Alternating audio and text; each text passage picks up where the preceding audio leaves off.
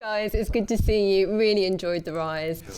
I wondered about who was the biggest prankster or jokester on set, because you have a scene, Ewan, with Matthew Lewis, who's one of your co-stars in the film, where you end up stealing one of his jokes, don't you? So, who was the biggest prankster or joker on set? Gerard.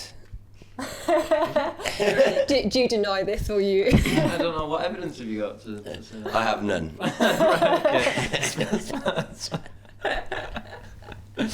Biggest prankster? I don't know. I think we all just kind of, a lot of the pranks we did was just kind of verbal pranks. Sorry, mate. Like verbal pranks, and they used a lot of that as the improvisation, kind of on camera, which I was really pleased with. Yeah. So how much of it was kind of scripted, and how much was it that improv? Because it does have a very natural feel about it, the whole film, doesn't it? Yeah, I think the script it was very stylistic in the way it was written. And I think it really comes across nicely on screen, the way that the way that it's been delivered, I think. And we did a little bit of improvisation, just sort of messing around. It was the top and tails of scenes and stuff to get into it. And but I think, I mean, the script's great. And I think when you have something that's good, you don't try and change it too much. And and also because apart from Matthew, we were all doing Yorkshire accents, although Matthew's was terrible. And so it was important that we got that kind of feel and the feel of these. And I think we all got on really well, and we all really respect each other and as actors. So we kind of there was a really great sort of team feel to this film, and I really enjoyed it for that. Yeah, that chemistry I think really comes across on the screen. I think it really does. Yeah, massively. I think, like Iwan said, it was very much the top and tail of the scene. I agree with that completely, because you don't want to kind of, poison it, but then at the end of it, you just want to add to it and be creative with that. And the chemistry was fantastic, but it was really nice because although I think we're relatively young cast, like Iwan, his experience, Matthew with his experience, Luke with his experience, it was really nice. Although we were young, it felt like kind of we all kind of just had ideas and brought them, and it was a real collaboration. And no one was trying to kind of overplay each other's performance or anything. It just fit really well.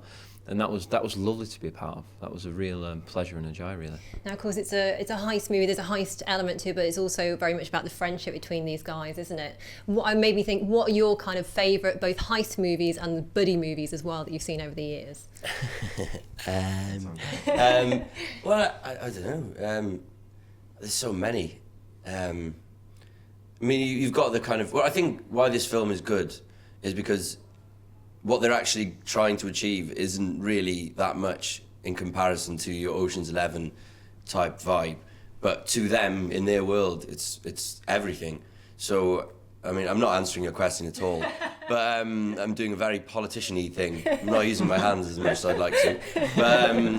It's kind of, I think it's got its own sort of swing on it, and it's a really original bit of writing and directing, and Rowan's done such a fantastic job, and Stu Bentley photographing it has done a great job, and I think it stands up on its own in its own kind of heist film, because I think it's something that everyone can kind of relate to. I don't know, have I said anything? Yes, you have, yeah. Yeah, you did. You were saying everyone can relate to it, so it's not your typical heist film in that sense. Yeah. Which I totally agree with. It's kind of, it's a gritty, down-to-earth aspect on that. Could be four lads anyway. I think, gosh, we could do that. It's funny because I never saw it as a heist film when I read it.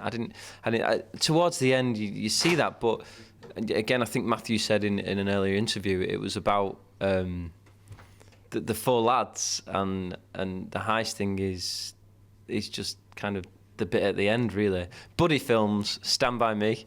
That's I think, what it reminded me of Detroit Rock City as well. Do you know the Edward Furlong film, which I really liked growing up, and there's a lot of that banter in that film is brilliant. I'd love to know how much of that improvised. Heist films wise, I don't know, we were having what class as a heist film Luke was saying, the Shawshank Redemption a heist film, I don't know. Don't think so. Matthew said the Italian Job. Then you got Ocean's 11.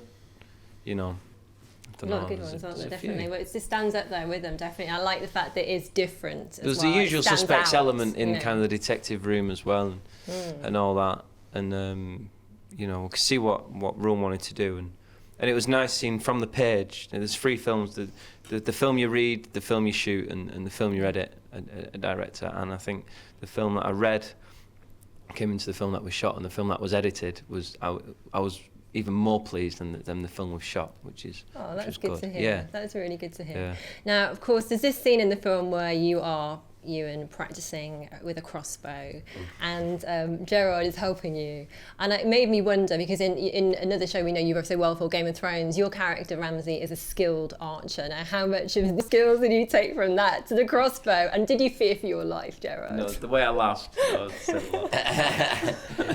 Yeah, I mean, the reality of filming is that Gerard's not even there. It's kind of, I don't have, I'm a very skilled archer. And sometimes I worry myself with how good I am. How good you are. How do Is you that feel? how you keep them in line on set? Yeah, I threaten them with imminent death. Yeah. Lunch, you'd always go and ask Iwan what we're having. Yeah, and I'd say, and what I say goes. Oh. Rabbit. Yeah, I catch everyone their lunch, you know, cook it on a fire, on a spit, and titty bits like that. Quite. Talking of lunch, how long was it before you ate a sausage after that scene in Game of Thrones? It was a while. Yeah, I ate a lot of sausages. Yeah. But you know, I like sausages. Don't get me wrong, and farmers, particularly pigs. I really.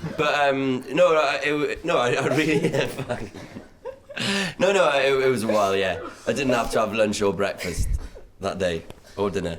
What was your reaction when you saw the Red Wedding on the screen? Oh, well, when I read it, I was gutted because Robb Stark was kind of a favourite of mine. And then seeing it was even worse. I was so upset. It's like you're not allowed to do that. You know, the whole thing was horrific. But it was my dad. He's a bad man. And what do you think Ramsey would make of the Red Wedding if he'd seen it? And do you think he's learned any tips from Walder Frey or Tywin Lannister? Oh yeah, well he's learnt most of his tips from his dad, I think, or he makes them up as he goes along. I think he'd really have enjoyed that wedding. It would have been his kind of wedding.